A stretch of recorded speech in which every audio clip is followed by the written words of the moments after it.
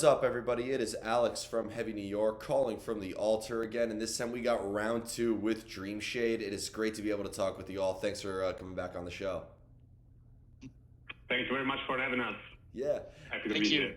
Anytime, man. Anytime. There's a lot to talk about. Everything from the new album to 10 years of the Gift of Life. The first thing is always first, though, because you released the new EP, Gray Days, which has some fantastic songs on it as well that weren't featured on the Pale Blue Dot. Is this meant to be kind of like a preview of what a follow up to the Pale Blue Dot will be like, or are these like just B sides off of that record? Is this sort of like a standout? What is Gray Days meant to be sort of like signaling? I think it's meant to be a standalone EP because it's not related to a Pale Blue Dot. It was just we wanted to try to just record what we had at that moment and just release it right away, so that we didn't have to wait for a full album to be produced and promoted. And it's always like you have this many songs and it took so long to produce them, and then they always sound kind of old to the band, but they're new to the public. So we wanted to have the same feeling as the audience for once. So we released them when they were new to us as well. So it was an experiment, let's say so. Yeah, I thought that's quite an impressive experiment, I must say. Rise is definitely a track that's a force to be reckoned with. Did it feel like you were almost kind of like using some leftover tools in the toolbox from a Pale Blue Dot in a way? Were you kind of like continuing in that similar vein, or even with this EP you were trying to step into new uncharted territory? Oh, I will say is the continuing of the journey in a certain way. As fellas say, there's nothing really related in kind of concept or stuff between the EP and Pale Blue Dot, but I think that we are more or less beginning a journey with a Pale Blue Dot that we would love to continue sound wise, also in the research of this blend between modern metal music, old school Dreamshade stuff. We are trying to be coherent on what we are doing in the past, but at the same time on discovering new stuff. And Rise probably is the track where we experimented the most this kind of balance we will love to try and to find. So yeah, it's a path in a certain way. Nothing more. It's the path of Dreamship nowadays. Yeah. I've noticed, like, because my review of A Pale Blue Dot is that it's, I would say, Dream Shade's most experimental album. I consider that, and I mean that as a compliment, because when you compare Lightbringers to Stone Cold Digital, when you compare Impulse to Elephant, I mean, every track really plays by its own rules. Is it fair to say that there was really nothing holding you back with the songwriting of A Pale Blue Dot, right? It was just going with your gut instinct? We really, that's our main aim. Like that's the objective. Like we want to achieve that level where it doesn't matter how different the songs are between them. We just feel like, because if you look into our computers right now, every track that we're working on as the new stuff is completely different. And what is relatable between them is that they all sound Dreamshade as well. So I think we're kind of getting there, and A Pale Blue Dot was a very good starting point for that, because now people know that we can do very different stuff and still sound like ourselves. So I think we can continue on that type of project. Yeah. Well, because when you look at the Dream Shade evolution, when you compare to What Silence Hides to The Gift of Life to Vibrant to now, I mean, every album, you could tell what song would be off of which album. So, but is this like was this always sort of like the vision for Dream Shade in a way? And, or maybe for the next Dream Shade album, it's going to surprise us even more? I think it was always it was always what we wanted to do. Even when we were kids, like we didn't really decide to play this kind of genre. It just happened to be like that. And then the first record, of course, is very different from the next one and the next one and the next one. And we grew. We still wanna make the music sound Dreamshade like, and that's what we are achieving, in my opinion. But like everything is always gonna be different from record to record. Yeah. And does it ever start off with a preconceived vision? Like, do you have like a vision in mind when starting a new project in a way, or is it very much a roll of the dice songwriting process? I can say that like in the past, I don't know, 8, 9 years, the vision was already there before even starting writing the songs, because we all wanted to experiment. We all wanted to sound to really give every song their own vibe, to be recognizable from the start, and not just make them sound all similar because they're just from the same record.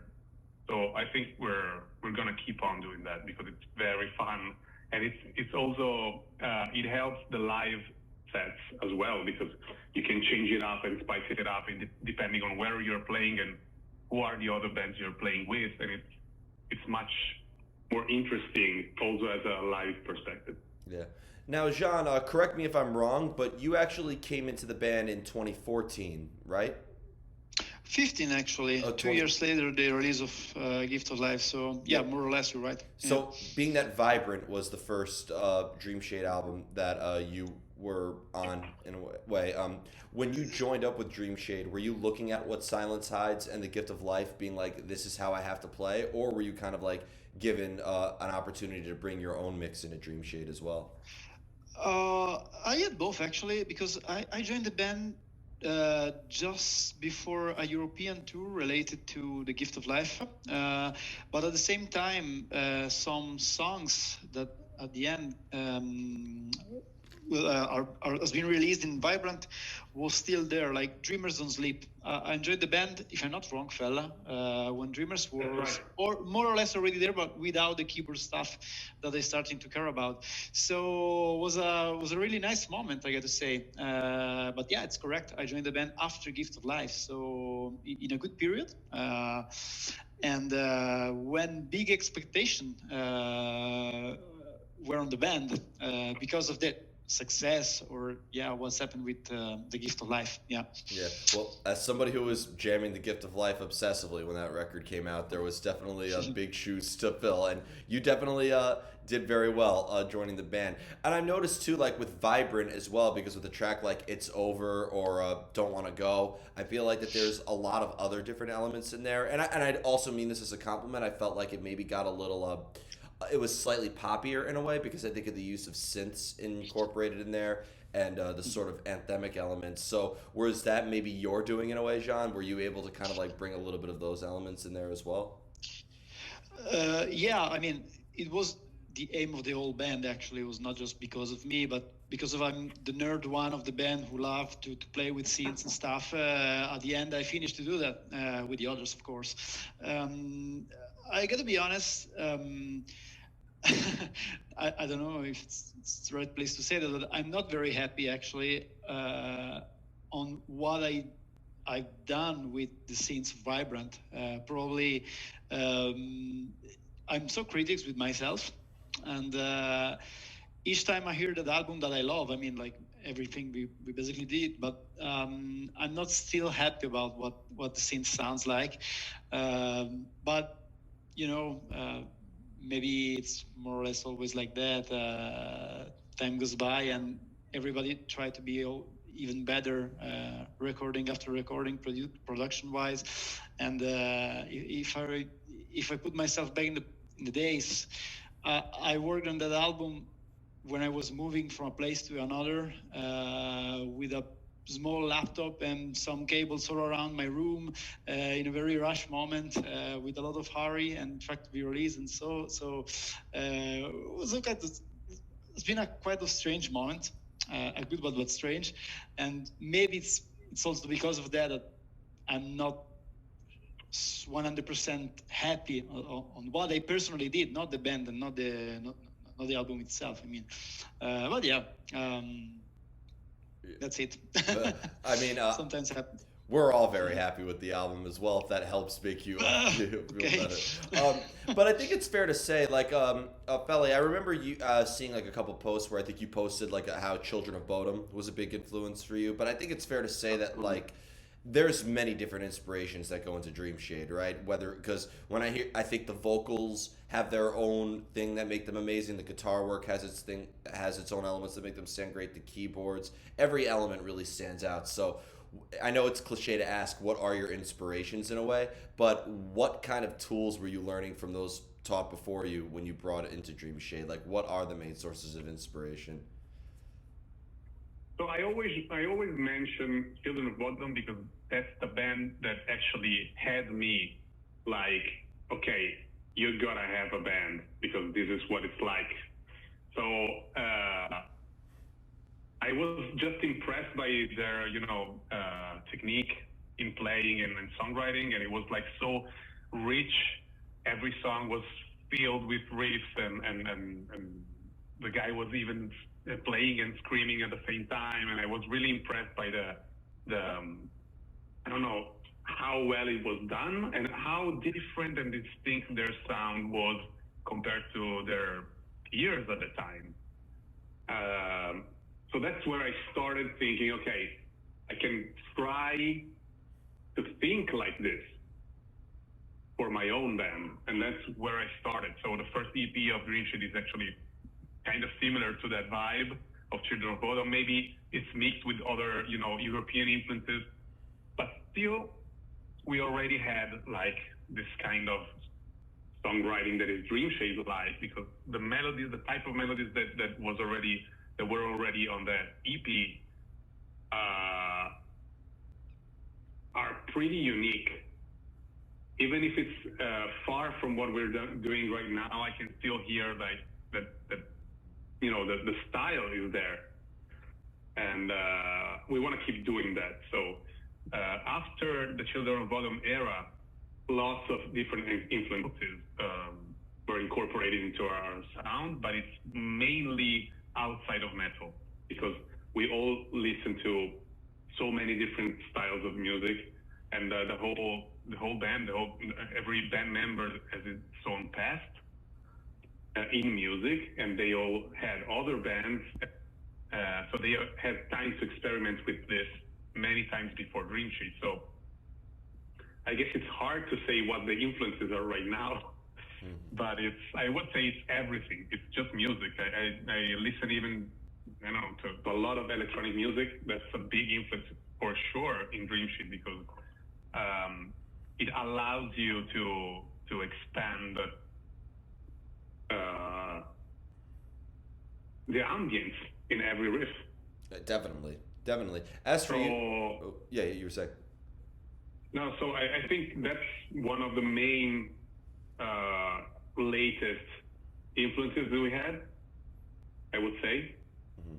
Yeah. As for you, Jean, for your instrument and for what you're able to do, what was sort of like your main source of inspiration that you were able to bring into Dreamshade?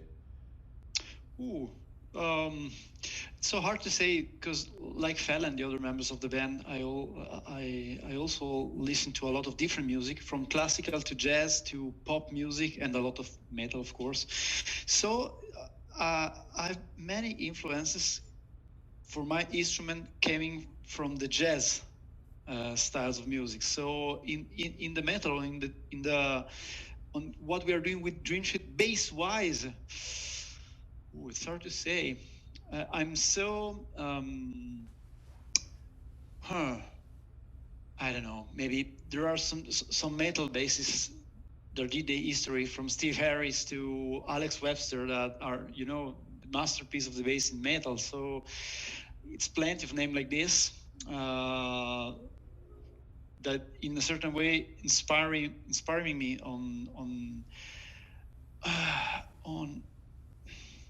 the research they did with the sound. I mean, a thing that I really love to discover nowadays, still today, every time, it's what different metal bass player are doing to achieving their respective sound. So, man, is also Nolly, ex-Periphery, did some fantastic research in bass sound for metal music, and is inspiring. Is also inspiring, even if with Dreamshade, we are not using that kind of sounds. So too much. Sorry, I haven't really answered to your questions because the world is too wide. It is always the most vague question, but it's funny to hear you mention jazz because I do see a lot of jazz techniques and a lot of jazz elements in Dreamshade as well. Like I've noticed that it's a common thing amongst metal bass players that they either weren't trained to learn metal bass or whatever, and also that bass sometimes wasn't their first instrument. To quote Melvins, they said that it's frustrating guitar players end up playing bass, but that's I think that was kind of a low blow there. But it has such an emphasis on both rhythm and melody that I feel like that just having a metal influence or a jazz influence or R&B or country influence, it's not enough. I feel like if you could play bass, you could almost kind of like play any type of genre. Yeah, I agree with you. And what I really like of different kinds of metal music in the world nowadays is because bass-wise, there are very different kind of approach in sound, in using distortion, in tuning the bass, and the type of strings, the type of aggression of the sounds. High, low frequencies, finding the right spot in the band. So it's very fascinating for me. And because of compared to other music genre, the metal music in general is quite new. It's quite modern. We are talking about music that exists since 40, 50 years. It's something very interesting because everything is basically new and there's no limit in experimentation because of that.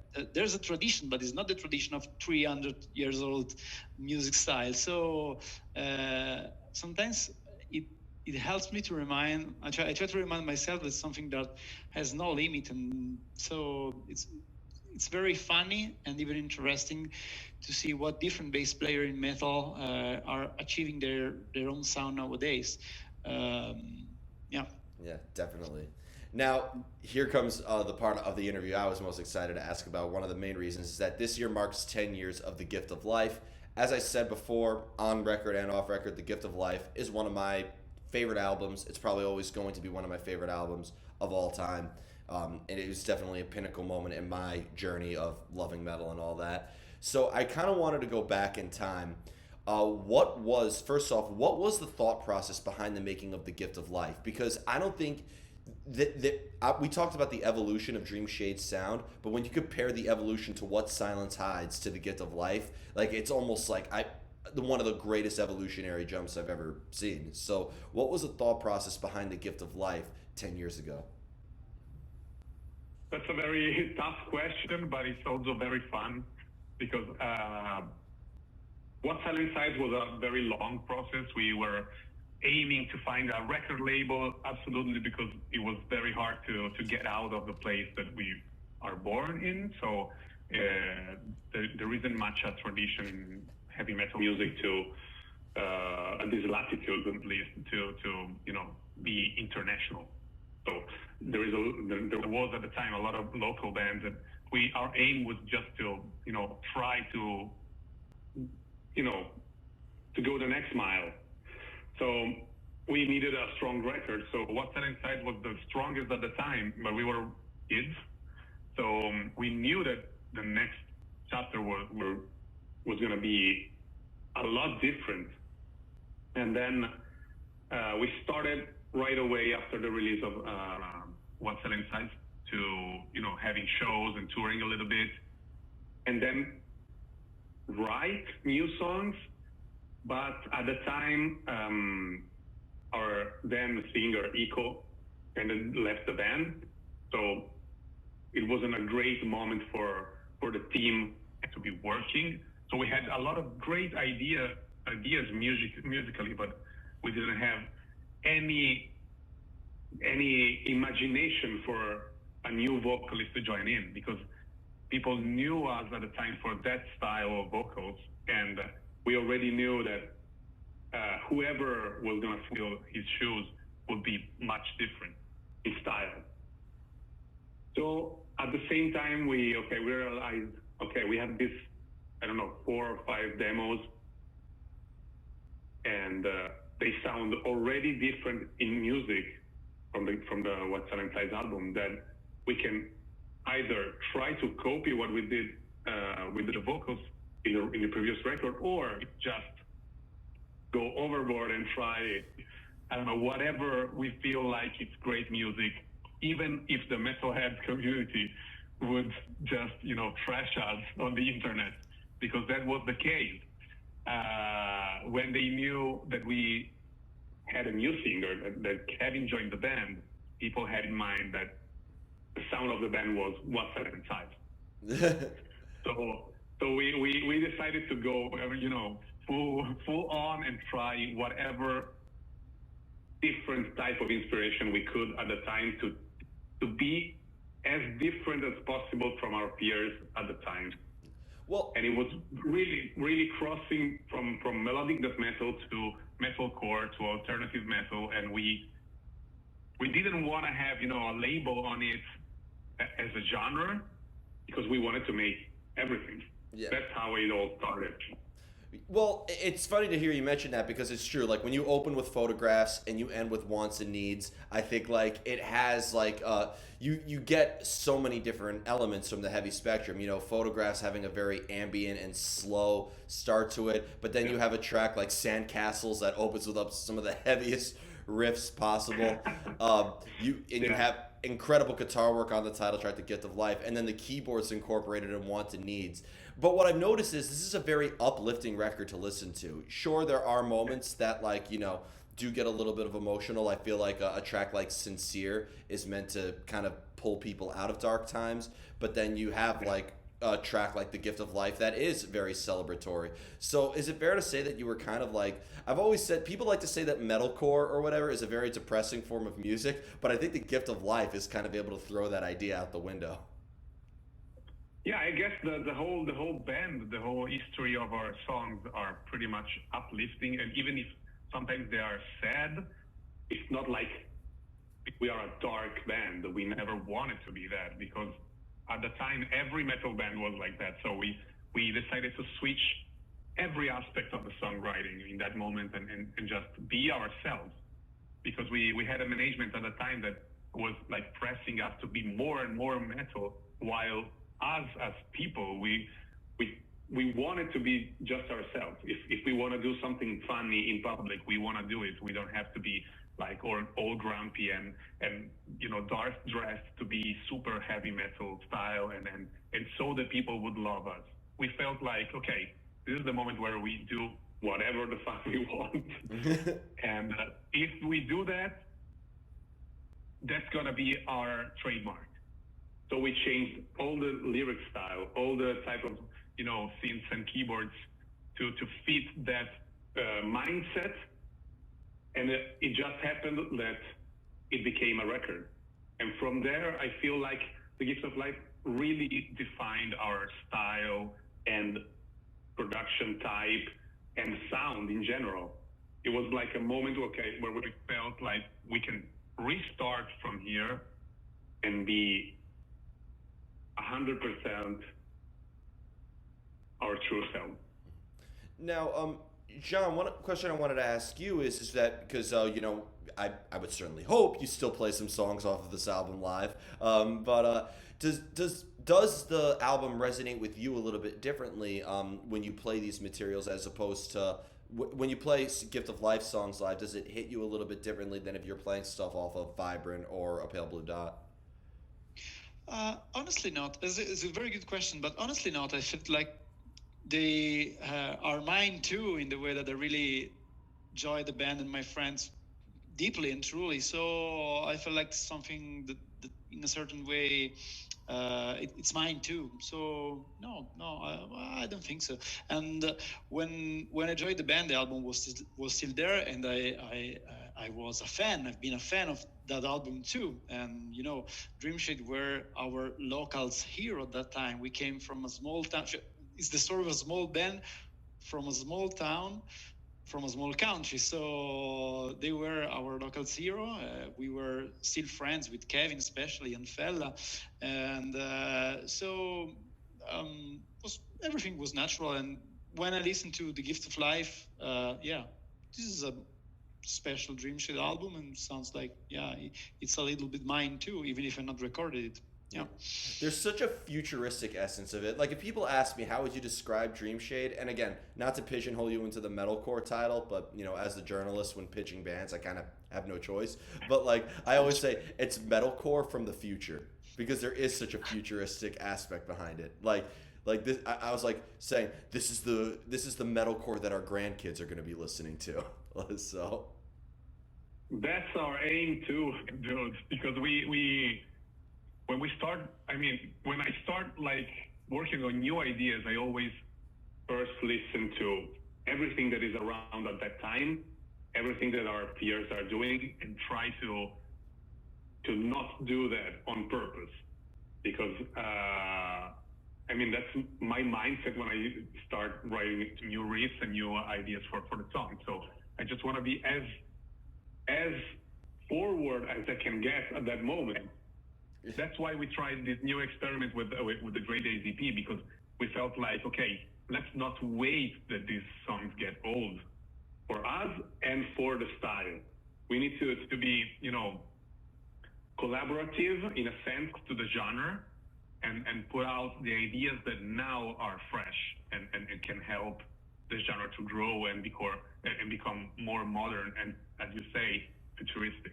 yeah, I mean, Because that's the only way that this style can stay in time, in my opinion. of course, absolutely, and thank you as well because it's funny you mentioned that too because I noticed that with Vibrant, for example, you released Dreamers Don't Sleep as a single like a year before, and then with the Pale Blue Dot, you released On My Own and Question Everything. Like I believe On My Own came out like almost a year and a half to 2 years before that record. So like and I've always wondered why that was the case. So it's cool to kind of like get a quick taste of what the futures hold. Sooner. Yeah, that's what we like to do, but it all came so naturally, to be honest, because sometimes, especially back in the day, we had a longer time that it took to write a full record. It was an immense, spending of time, and we were never the super fast band to write and record. So we always revised the songs over and over again. And especially with Vibrant, we had like 4 or 5 different versions of each song. So it was a long time before we had a record. I'm curious to what those sound like.